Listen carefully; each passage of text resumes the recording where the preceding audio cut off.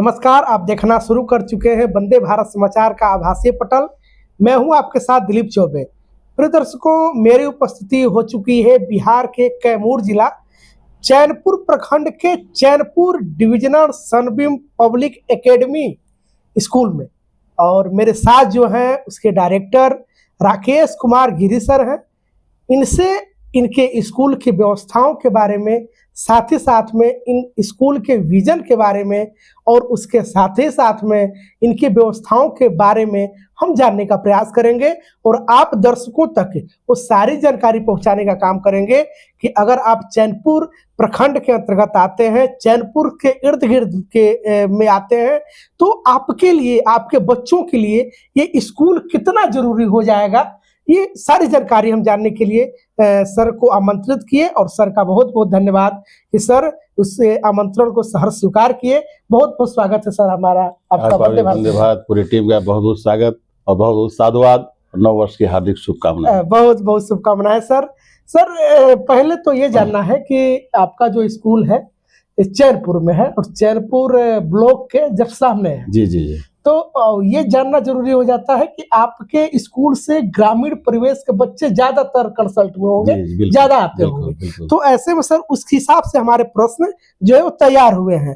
तो हमने पहला प्रश्न जो तैयार किया है कि इस इलाके के बच्चे की सबसे बड़ी शैक्षणिक समस्या आपको क्या लगती है?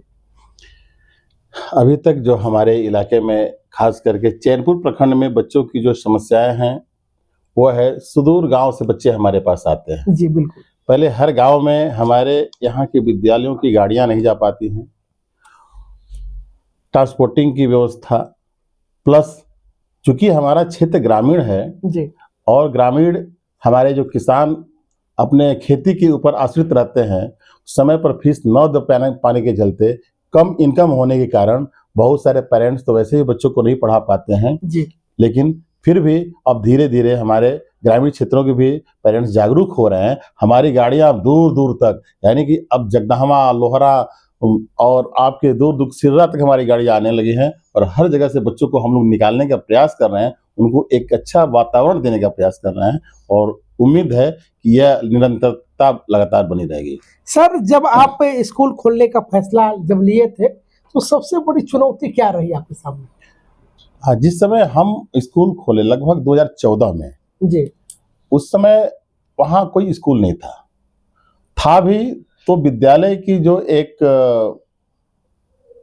व्यवस्था होनी चाहिए वहाँ पे नहीं दिख रहा था। छोटे छोटे विद्यालय थे लेकिन फिर भी हम भी एक छोटे परिसर में अपनी विद्यालयों का एक शुरुआत करने का प्रारंभ किया, लेकिन हमारी कोशिश ये थी कि हम इस छोटे परिसर में एक अच्छी व्यवस्था को जन्म दें और उन बच्चों को उस सारे वातावरण को प्रोवाइड करने का प्रयास करें जो उन बच्चों को चाहिए। हमने अपनी इनकम पे ध्यान नहीं दिया, हमने बच्चों के लिए वैसा वातावरण क्रिएट किया और आज हमें, जहाँ तक मैं अपनी बड़ाई नहीं करूँगा, हमारे विद्यालय के बच्चे बाहर कई जगह स्कूलों में जाकर के अपना नाम रोशन कर रहे हैं और हमारे प्रखंड के भी सभी विद्यालयों के लोग भी इस हतप्रभ रहते हैं और हमारे पेरेंट्स लगातार जो है यहाँ बच्चों को भेजने के लिए उत्सुक रहते हैं कि हम सनबीम में अपने बच्चों को पढ़ाएं। जी बिल्कुल सर, उसी से मिलता जुलता एक प्रश्न हमारा ये भी है कि आपका जो विद्यालय है 2014 से आप विद्यालयों को संचालित करते आ रहे हैं। ऐसे में सर एक समय हुआ, वैसे में आपके जो बच्चे हैं, जो आपके जो छात्र हैं, वो किन किन पदों को सुशोभित किए हैं, किन किन ऊंचाइयों पे गए हैं? अभी तक तो कुछ बैच जो हमारे यहाँ से निकले हैं बच्चों के, लगभग कुछ हमारे बच्चे नेवी में भी गए, हमारे बच्चे इंजीनियरिंग कोर्स करके हमारे 2-3 बच्चों ने IIT भी निकाला और भी बहुत अच्छे विद्यालयों में उनका चयन हुआ। नवोदय में हमारे बहुत सारे बच्चे गए हुए हैं और अच्छी पढ़ाई कर रहे हैं और जहाँ है वहाँ अपना अच्छा प्रदर्शन कर रहे हैं। जी सर, अगर हमारा अगला प्रश्न है कि अगर इस स्कूल का एक ही लक्ष्य अगर आपको बताना है तो क्या होगा? हमारे विद्यालय का लक्ष्य ये है कि हम उन अंतिम बच्चों तक, उस गरीब तक पहुंचे जहां से बच्चे शिक्षा प्राप्त नहीं कर पा रहे हैं। यानी कि हम लोग प्रचार प्रसार करके, सरकार के द्वारा तो खैर एक RTE की व्यवस्था भी लागू कर दी गई है बच्चों को मुफ्त पढ़ाने की। लोग एडमिशन नहीं करवाना चाहते स्कूलों में, लेकिन हम लोग प्रयास करते हैं जबकि सरकार की जो एक गाइडलाइन है वो है कि विद्यालय या अपने परिसर के 3 किलोमीटर के दायरे से ही बच्चों को निकालना। लेकिन नहीं, हम उससे ज्यादा बढ़कर के बच्चों को लेने का प्रयास करते हैं और उन सभी गरीब बच्चों को पढ़ाने के लिए प्रयत्नशील है जो बच्चे पढ़ना चाहते हैं, जिनके पास पैसे नहीं है, और आरटी के अलावा भी उन बच्चों को हम सुविधा प्रोवाइड करते हैं और अपने यहाँ उनको चाहे फी कंसेशन का मामला हो या एडमिशन का मामला हो, उस तरह से उन बच्चों को हम कोऑपरेट करते हैं और पढ़ाने का प्रयास। जी, आपके विद्यालय में सर एक बार एडमिशन हो गया तो क्या री एडमिशन का भी प्रावधान है? जी नहीं, एडमिशन का प्रावधान नहीं है, लेकिन सभी जानते हैं शिक्षा व्यवस्था महंगी है और हर साल कुछ जैसे एग्जामिनेशन के लिए ऊपर कुछ शुल्क लगते हैं या हमारी कुछ एक्टिविटियां हम कराते हैं बच्चों को लगातार, जैसे कि साइंस एक्टिविटीज और बहुत सारे, तो छोटे छोटे चार्जेज हैं, उसको वन टाइम के रूप में कुछ अमाउंट के रूप में हम लोग लेते हैं। जी सर, आपके अनुसार अच्छी शिक्षा की सही परिभाषा क्या होनी चाहिए? हमारे हिसाब से एक अच्छी शिक्षा बच्चों को पहले एक अच्छा वातावरण, जी, बच्चों को प्रेम पूर्वक पढ़ाने की प्रणाली और उन्हें टेक्निकल रूप से बच्चों को ट्रेन किया जाए। हमारे यहाँ बच्चों को टेक्निकली बच्चों को पढ़ाया जाता है, यानी कि उनको एक उदाहरण स्वरूप छोटे छोटे कंपोनेंट्स के माध्यम से प्रैक्टिकली बच्चों को पढ़ाने की एक प्रक्रिया है और जो हमारे यहाँ सफल है। सर अगर देखा जाए तो आप जैसा कि आपने बताया कि 2014 से स्कूल चल रहा है, अगर आज के समय से अगर 5 साल और हम आगे जाएं तो 5 साल हम अगर और आगे जाते हैं तो वहां आप अपने विद्यालय को किस पहचान के साथ देखना चाहते हैं? हम अपने इस विद्यालय को अपने इस छोटे परिसर से निकाल करके एक अच्छे परिसर में बच्चों के लिए एक बौद्धिक बड़े प्लेग्राउंड के रूप में, बच्चों के लिए एक अच्छा खेल का मैदान हो, बच्चों के लिए एक मार्शल आर्ट हो, बच्चों के लिए, हमारी बच्चियों के लिए खास करके विशेष मार्शल आर्ट की ट्रेनिंग दी जाए और उन्हें हमें अभी तो एक हम वर्कशॉप भी अपने यहाँ अभी कराने जा रहे हैं, जिससे बच्चों को ड्रोन उड़ाना सिखाया जाएगा, ड्रोन बनाना सिखाया जाएगा, बच्चों को जहाज कैसे फ्लाइंग किया जाता है, ये सब सारी ट्रेनिंग अभी 1 हफ्ते में उनको देने का हम लोग अभी प्लान बनाए हुए हैं और उसकी सारी रणनीति तैयार की जा चुकी है। एक वर्कशॉप बहुत ही जल्द विद्यालय में हम करने जा रहे हैं। सर जो शिक्षकों का जो आप चयन करते हैं सर, या फिर शिक्षकों को जो आप प्रशिक्षण देने का काम करते हैं, तो आपकी पद्धति क्या है? किस प्रकार से टीचर का भी प्रशिक्षण लेते हैं और उनको ट्रेन करते हैं? हम सेशन प्रारंभ होने से पहले सभी शिक्षकों के साथ एक बैठक करते हैं जी। उनके द्वारा हमने जो अपना एक जो रूटीन होता है विद्यालय के सारे कंटेंट के लेसन प्लान के रूप में उनको पहले उनसे तैयार कराते हैं। इसके बाद जिनको अगर कोई परेशानी होती है तो बाहर से मैं ट्रेनर बुलाकर उनको ट्रेन कराता हूं और अपनी पद्धति से पढ़वाने के लिए उन्हें प्रयासरत रहता हूं और लगभग होता भी है। जी सर, अगर देखा जाए तो आजकल के जो बच्चे हैं और खास करके कहें तो ग्रामीण क्षेत्र के जो बच्चे हैं, उनमें सबसे बड़ी कमजोरी क्या है और एक चीज और उसमें ऐड करें, सबसे बड़ी ताकत क्या है?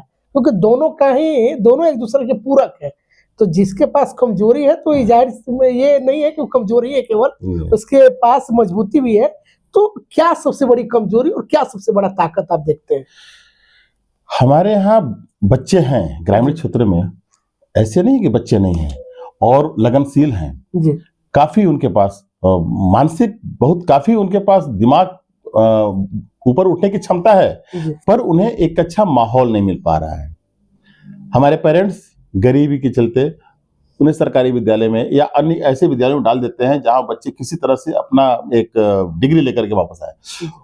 उन्हें अगर एक अच्छा माहौल दिया जाए तो निश्चित वो बच्चे बहुत अच्छा करेंगे और बहुत सारे बच्चे हमारे ग्रामीण क्षेत्र से बच्चे आके बहुत अच्छा कर भी रहे हैं। सर बात आती है अभिभावक, क्योंकि हमारा मानना है सर कि स्कूल, शिक्षक, अभिभावक और छात्र, ये 3 चीज पे टिका हुआ है। तो अभिभावक का भी उतना ही रोल है जितना कि एक शिक्षक का है और जितना एक छात्र का है। तो आप एज डायरेक्टर उन अभिभावकों से किस प्रकार का सहयोग चाहते हैं जिसमें कि आप बच्चों को शिक्षित करने में अब ज्यादा काम कर पाए? हमारा अभिभावकों से यही एक निवेदन है कि विद्यालय में बच्चों को भेजते जरूर हैं, लेकिन घर पे बच्चे जब जाएं तो उन्हें रूटीन के अनुसार, हम मानता हूं कि हर घर में पेरेंट्स की कमी है, कुछ पेरेंट्स बाहर कमाने के जाते हैं तो घर में महिलाएं रहती हैं, लेकिन कोशिश करना चाहिए कि हमारे पास जो भी बच्चों की गाइडलाइन में जो भी घर पे पेरेंट्स हैं, उन बच्चों को एक अच्छा समय से हाई स्कूल के समय सारणों के अनुसार उन्हें बैठाने के बाद समय से उन्हें उठाएं, उनकी रूटीन, उनका आहार सही रखें। और सबसे बड़ा निवेदन हमारे अभिभावकों से है कि अगर विद्यालय में बच्चों को अगर अच्छी शिक्षा दिलवानी है तो समय से अगर वो पेमेंट का भुगतान करें और सुचारू रूप से अगर विद्यालय को चलाना है, बच्चों को अच्छी शिक्षा देनी है, हमें बाहर से अच्छे शिक्षकों को लाना पड़ता है तो उनको पेमेंट देना होता है, और वो हर महीने पेमेंट अगर नहीं देंगे तो प्राइवेट विद्यालय है, सरकारी विद्यालय तो है नहीं कि उनको बाहर सरकार फंड देगी उनको पेमेंट दे पाएंगे। तो हम अभिभावकों के ही पैसे से उन्हें हम प्रोत्साहन राशि देते हैं या उनका वेतन मान देते हैं। तो उनसे विनम्र निवेदन है करबद्ध कि कम से कम वो अपना सुचारू रूप से पर मंथ सही समय से अपना योगदान हमें देते रहें। निश्चित हम उनको बच्चों को आगे ले जाने में प्रयत्नशील रहेंगे और अच्छा करने का प्रयास करेंगे। जी बिल्कुल सर, हम आपसे ये भी जानना चाहेंगे कि आपके यहाँ जो नामांकन का जो प्रोसेस है वो क्या है और आपके यहाँ कब से नामांकन स्टार्ट है? हमारे यहाँ नामांकन दिसंबर से प्रारंभ हो जाता है, लेकिन एक सबसे बड़ी चीज है कि हम अपने यहाँ नामांकन जब करते हैं तो बहुत सारे ग्रामीण क्षेत्रों से बच्चे कमजोर बच्चे आते हैं जी। क्लास उम्र के हिसाब से उनका क्लास हमें डाउन करने में भी थोड़ी झिझक होती है। सरकार की गाइडलाइन के अनुसार उनको हमें ऊपर भेजना है, लेकिन उनके पास शिक्षा की कमी है जिसके चलते उन्हें हमें नीचे करना पड़ता है जी।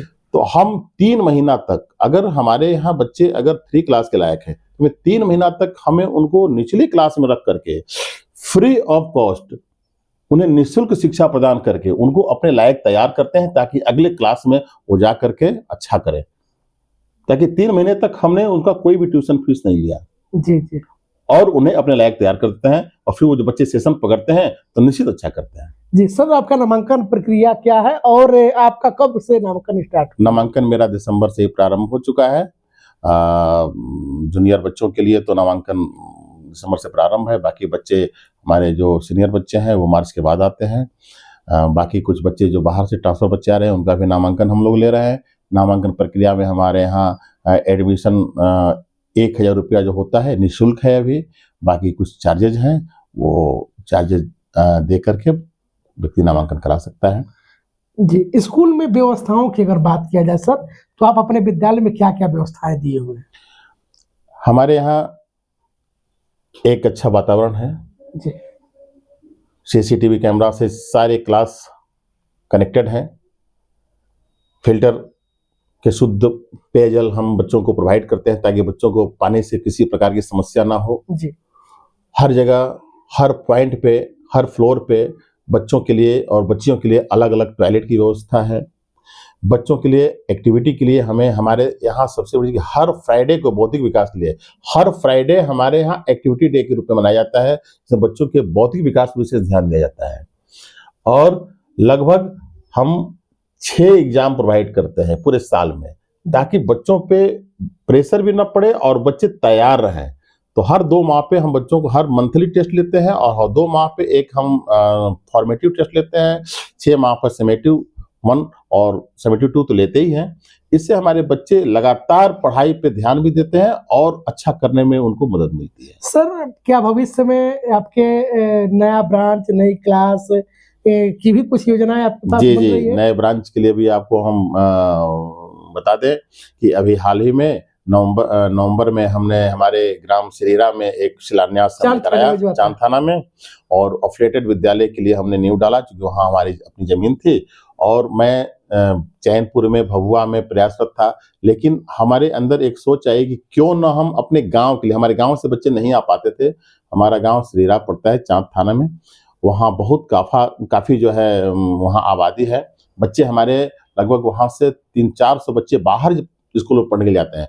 हम चाहते हैं कि उनका ट्रांसपोर्टिंग बचे, उनका फी कम करके और गांव में ही एक ऐसी व्यवस्था डाल दी जाए जिससे गांव के बच्चे यानी हमारे गांव के अगल बगल के बच्चों को एक अच्छा माहौल मिले ताकि हम उनको तैयार करें। और हमारी सोच जो थी कि हम गांव के लिए कुछ करें, ये सोच भी फलीभूत होगी और उन बच्चों को लाभ भी मिलेगा। जी बिल्कुल। वो आपका क्लासेस, वो आपका विद्यालय कब से शुरू होने वाला है? अब उसका काम लगभग बसंत पंचमी के बाद लग जाएगा। उम्मीद है अगला कि सत्र? 27-28 सत्र चलाने के प्रयास में हम हैं। जिस भी रूप में है धीरे धीरे प्रयास करेंगे, फिर स्कूल बनता रहेगा और आगे क्लास हमारे चलते रहेंगे। जी बिल्कुल सर। क्या वहाँ भी इसी प्रकार की गुणवत्ता और शैक्षणिक व्यवस्था वहाँ भी जी रहेगी? जी, हमारी कोशिश है कि इससे बेहतर व्यवस्था वहाँ हमारा क्लास पूरा फुल स्मार्ट होगा, क्योंकि उस विद्यालय का नाम ही हमने रखा है स्मार्ट सनबीम इंग्लिश स्कूल। वाह, नामकरण भी हो गया। हाँ, इसलिए जब भी वो रहेगा वो टेक्नोलॉजी से युक्त होगा और स्मार्ट होगा। सारे क्लास डिजिटल होंगे और हमारे शिक्षक भी बाहर से होंगे और अच्छी टेक्नोलॉजी के साथ पढ़ाने का प्रयास करेंगे। जी बिल्कुल सर। आप अपना एक काफी समय दिए और आप लास्ट में चलते चलते छात्रों से, गार्जियन से क्या कुछ आप आग्रह करेंगे या फिर क्या कुछ संदेश देना चाहेंगे? हमारा छात्रों से यही आग्रह है कि आपके पेरेंट्स आपको विद्यालय पढ़ने के लिए भेजते हैं। आप विद्यालय से जो भी शिक्षा ग्रहण करें, अपने अभिभावकों के लिए आप मन लगा करके और ईमानदारी से अपनी शिक्षा को अगर आज ग्रहण कर लेंगे तो कल भविष्य आपका होगा। आपके अभिभावक भी आपसे प्रसन्न होंगे और आपको कल किसी के सामने हाथ फैलाने की आवश्यकता नहीं होगी। और हमारे अभिभावकों से निवेदन है कि अपने बच्चों के पे ध्यान दें, अपने घर में एक अच्छा माहौल बना के रखें, घर में बच्चों के सामने किसी भी प्रकार के अपशब्दों का प्रयोग न करें। उन्हें जो विद्यालय द्वारा गाइडलाइन मिलता हो उस पर अमल करने का प्रयास करें, तो निश्चित ही हम उनके बच्चों के भविष्य को गढ़ने में उनकी मदद करेंगे। यही हमारी उनसे निवेदन है, विनती है। जी बिल्कुल दर्शकों, दीजिए इजाजत, मिलते हैं फिर किसी नेक्स्ट वीडियो में। तब तक के लिए देखते रहिए वंदे भारत समाचार और कमेंट बॉक्स में आप हमें जरूर बताएं कि जो ये इंटरव्यू है आपके लिए कितना लाभदायक रहा। और ये आप जरूर करेंगे कि कमेंट में जरूर बताएंगे कि अगर आपका बच्चा भी अगर वहाँ पढ़ रहा है तो आपको वहाँ पे कैसी व्यवस्थाएं दी जा रही है। वैसे दीजिए इजाजत, मिलते हैं फिर नेक्स्ट वीडियो में। तब तक के लिए देखते रहिए वंदे भारत समाचार। बहुत बहुत धन्यवाद।